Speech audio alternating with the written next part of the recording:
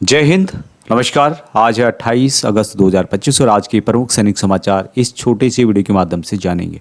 Channel में नए हैं तो चैनल को सब्सक्राइब कर सकते हैं। आपको कंटिन्यू इस तरह के अपडेट बहुत से में भी मिलते रहेंगे। पहली खबर है कि 8वां वेतन आयोग 7वें वेतन आयोग की तरह कुछ भत्ते यहां पर खत्म किए जा सकते हैं। वहां कौन कौन से हो सकते हैं? केंद्र सरकार के कर्मचारी और पेंशन भोगी 8वें वेतन आयोग का बेसब्री से इंतजार कर रहे हैं। इस बीच कर्मचारी और सेवानिवृत्ति कर्मचारियों के कुछ वेतन में संभावित फिटमेंट फैक्टर और प्रतिशत वृद्धि को लेकर के अटकलों के अलावा कई कर्मचारियों के मन में कुछ सवाल भी उठ रहे हैं कि क्या नए वेतन आयोग में कुछ जो मौजूदा भत्ते हैं उनको समाप्त किया जा सकता है। दरअसल 7वें वेतन आयोग के समय जो है बड़ी संख्या में भत्तों की समीक्षा की गई थी और कई को समाप्त कर दिया गया था। विशेषज्ञों के अनुसार इस बार भी सरकार भत्तों का सरलीकरण करने की दिशा में कदम उठा सकती है। इसका सीधा सा मतलब है कि जिन भत्तों का आज कोई प्रासंगिक उपयोग नहीं है या जो दोहराव की स्थिति में पैदा करते हैं उन्हें समाप्त किया जा सकता है। 7वें वेतन आयोग में क्या हुआ था, यहाँ पर भत्तों की समीक्षा की गई और 196 भत्ते ऐसे पाए गए जिनका उद्देश्य या तो एक ही था या उनका प्रभाव बहुत सीमित था। आयोग ने 52 भत्तों को समाप्त करने और 36 को विभिन्न भत्तों में समाहित करने की सिफारिश की थी। इसके बाद सरकार ने बड़ी संख्या में भत्तों को समाप्त कर दिया और कुछ को नए नाम और ढांचे दिए। यह प्रश्न इसलिए उठा क्योंकि 7वें वेतन आयोग में इस तरह की समीक्षा की गई थी और 8वें वेतन आयोग से भी यही उम्मीद है। विशेषज्ञों का मानना है कि यह आयोग कम भत्ता लेकिन ज़्यादा पारदर्शिता के सिद्धांत पर काम कर सकता है और वहाँ कौन कौन से भत्ते हैं जो कि समाप्त हो सकते हैं। अभी तक कोई आधिकारिक जानकारी नहीं है, लेकिन अनुमान है कि यात्रा भत्ता, विशेष कर्तव्य भत्ता, लघु स्तरीय क्षेत्रीय भत्ते और कुछ विशिष्ट विभागीय भत्ते जैसे कि पुराने जमाने की टाइपिंग या फिर लिपिकीय भत्ता समाप्त किए जा सकते हैं। 7वें वेतन आयोग की तरह इस बार भी सरकार तर्कसंगत और सरल वेतन संरचना चाहती है। नेक्स्ट खबर काफ़ी महत्वपूर्ण है और यहाँ पर ये जो खबर है पूर्व सैनिकों से रिलेटेड ही है। माँ की मौत के बाद तलाकशुदा बेटी को मिलेगी पेंशन, पंजाब हरियाणा हाईकोर्ट का बड़ा फैसला। अब यहाँ पर कौन सी कंडीशन बनी थी उसके बारे में बताया गया कि पंजाब एवं हरियाणा हाईकोर्ट ने स्पष्ट किया है कि किसी सैनिक की तलाकशुदा बेटी को केवल इस आधार पर पारिवारिक पेंशन से वंचित नहीं किया जा सकता कि उसका तलाक उसकी मां की मृत्यु के बाद हुआ। नियम के अनुसार पूर्व सैनिक की अविवाहित या तलाकशुदा आश्रित बेटी को माता पिता की मृत्यु के बाद पारिवारिक पेंशन का हकदार माना जाता है।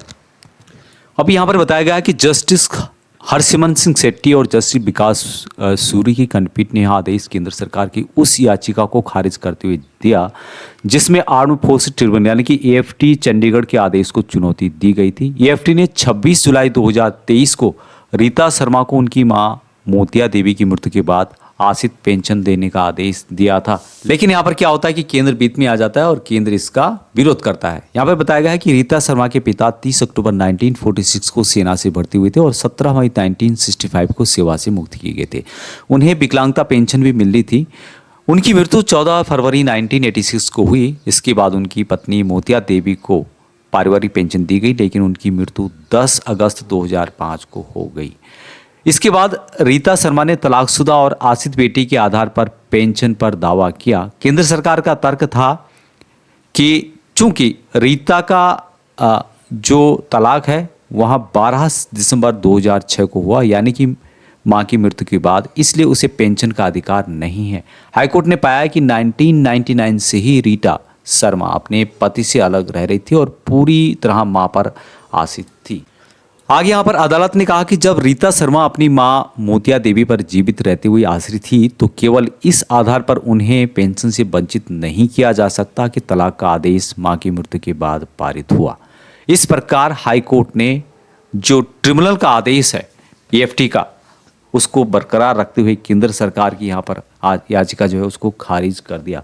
तो इस तरह की यदि किसी की कंडीशंस होती हैं तो वहाँ भी केस कर सकते हैं। अगली खबर है कि रक्षा मंत्रालय और क्यूसीआई के बीच समझौता, पूर्व सैनिकों की सेवाओं को बेहतर बनाने पर यहां पर जोर दिया जाए।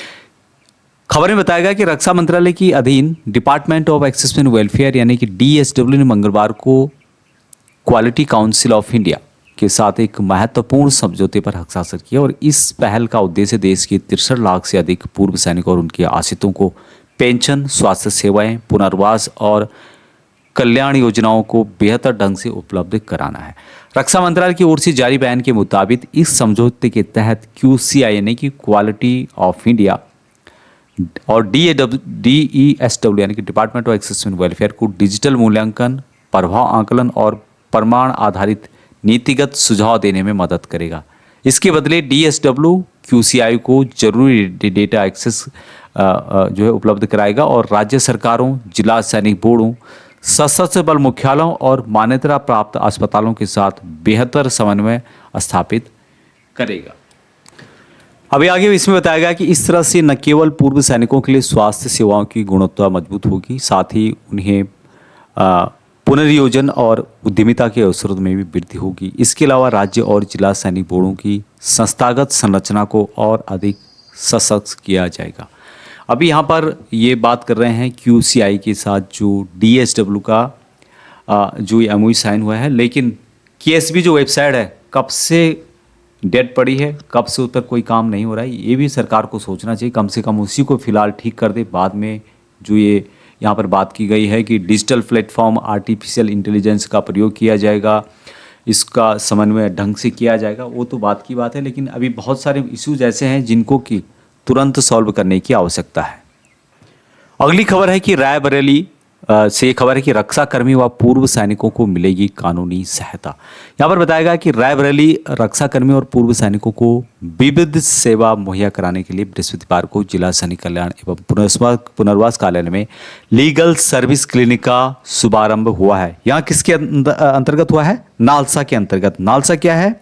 वीर परिवार सहायता योजना 2025, जो कि सुप्रीम कोर्ट के द्वारा शुरू किया गया था। जिला विविध सेवा प्राधिकरण के अध्यक्ष जिला जज अमित पाल सिंह ने फीता काट करके क्लिनिक का उद्घाटन किया। उन्होंने कहा कि लीगल सर्विस क्लिनिक के माध्यम से रक्षा कर्मियों, पूर्व सैनिकों और उनके परिवारों को निःशुल्क विविध सेवाएं यहां पर दी जाएगी।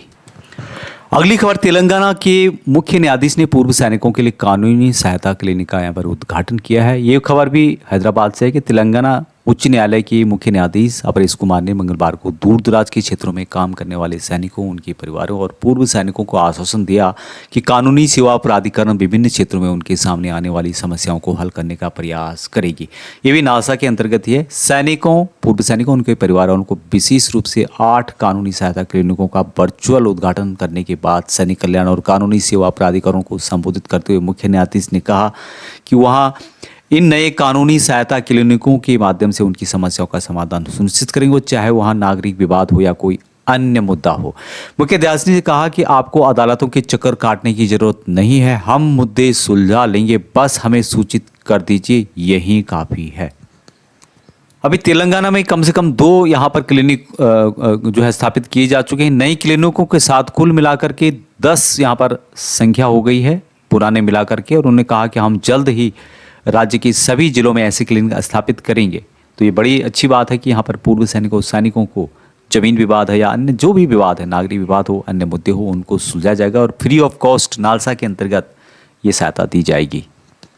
लाइफ सर्टिफिकेट को लेकर खबर है कि लाइफ सर्टिफिकेट इस साल 2 करोड़ पेंशनर्स का जीवन पत्र बनवाएगी मोदी सरकार। अभी न्यूज़ के मुताबिक पेंशनर्स को इस साल लाइफ सर्टिफिकेट बनवाने के लिए दफ्तरों के चक्कर नहीं काटने पड़ेंगे, क्योंकि कार्मिक लोक शिकायत एवं पेंशन मंत्रालय के पेंशनभोगी कल्याण विभाग यानी कि DOPPW ने 1 से 30 नवंबर 2025 के बीच में 2 करोड़ पेंशनर्स का लाइफ सर्टिफिकेट बनवाने की ठानी है। उसके मुताबिक चौथे चरण के देशव्यापी डिजिटल लाइफ सर्टिफिकेट अभियान को इस बार शुरू किया जाएगा। मौजूदा नियमों के अनुसार पेंशनभोगियों को हर साल नवंबर महीने में अपना लाइफ सर्टिफिकेट जमा करवाना अनिवार्य है ताकि उनकी पेंशन लगातार बनी रहे। बीते साल हुए DLC अभियान 3.0 में 845 शहरों में 1.62 करोड़ प्रमाण पत्र बने थे, लेकिन अभी यहाँ 2 करोड़ के करीब जो पेंशनर्स हैं उनकी संख्या हो चुकी है। अभी इस बार 2500 कैंप लगेंगे। DLC 4.0 जो कि 2025 के तहत होगा। इस अभियान में 1850 से अधिक जिला, शहरों और कस्बों को कवर करेगा और 2500 से अधिक स्थानों पर कैंप लगाए जाएंगे और तकरीबन 2 करोड़ से अधिक जो पेंशनर्स हैं उनका डिजिटल सर्टिफिकेट जमा कराया जाएगा।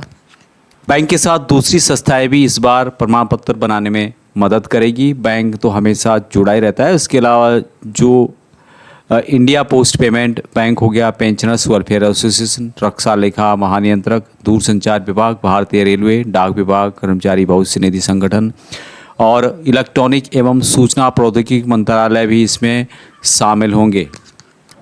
दूसरा है कि बैंक खुद लगाएंगे 900 कैंप और 19 पेंशन वितरण बैंक भी इसमें शामिल होंगे। 315 शहरों में 900 से ज़्यादा स्थानों पर शिविर लगाए जाएंगे और जिसमें 57 पेंशनर्स वेलफेयर एसोसिएशन पेंशनों को कैंप में शामिल कराने के लिए सक्रिय भूमिका निभाएंगे। यूपी में सबसे ज़्यादा कैंप लगाए जाएंगे। उसी तरह से बिहार में भी यहाँ पर 127 कैंप होंगे, उड़ीसा के अंतर्गत 110 होंगे, महाराष्ट्र में 106 होंगे और अन्य जो डिटेल्स इनके द्वारा बताया गया कि बैंकों में स्टेट बैंक ऑफ इंडिया 82 शहरों में सबसे अधिक उपस्थिति दर्ज कराया। इसके बाद Punjab national bank 31, bank of India 27, Indian bank 24 और बैंक ऑफ बड़ौदा 24 स्थानों पर अपने कैंप लगाएगी।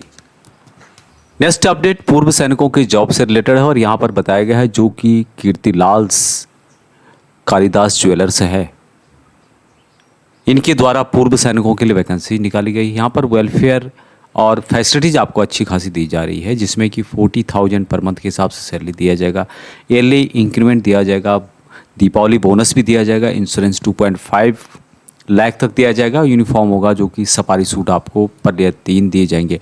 उसके अलावा यहाँ पे आप देखेंगे एनुअल लीव आपको दिए जा रहे हैं 24 डे का साल में, कैजुअल लीव 12 दिए जा रहे हैं। एनुअल लीव इन केस भी हो सकते हैं यदि आप इस साल नहीं काट सकते तो नहीं काटा है तो आपका जमा हो जाएगा। Weekly off 4 day per month के हिसाब से दिया जाएगा। अभी वैकेंसीज यहाँ पे देख रहे होंगे जॉब अपॉर्चुनिटी फॉर एक्सिसमैन और कीर्तिलाल कालिदास ज्वेलर्स जो कि कोयम्बटूर में है, यहाँ से वैकेंसीज इनके द्वारा निकाली गई है। Ex serviceman of Indian army के और शोरूम में यहाँ पर जॉब रहेगी। विजयवाड़ा, राजमुंद्री, विजाग और हैदराबाद में इनके शोरूम है, ज्वेलर्स के शोरूम है और 6 पूर्व सैनिकों की आवश्यकता है। एक्सिसमैन जो कि तमिलनाडु का डोमिसाइल हो, एज 45 ईयर से कम होनी चाहिए और कैरेक्टर एग्जाम्पलरी होना चाहिए। अभी यहाँ पर इनके द्वारा बताया गया कि we are requested to give wide publicity among exservicemen of your regiment and direct the willing exservicemen to contact on mobile. यहाँ पर ये नंबर दिया गया है, उम्मीद है कि आपको यहाँ पर दिखाई दे रहा होगा, तो इस पर आप कॉन्टैक्ट करके कुछ पूछना चाहते हैं या जॉब से रिलेटेड जानकारी चाहते हैं तो आप यहाँ पर पूछ सकते हैं। 20/8/2025 को लेटर जारी किया गया है। बाकी आपको सरकारी जॉब से रिलेटेड अपडेट मिलते रहेंगे। जय हिंद।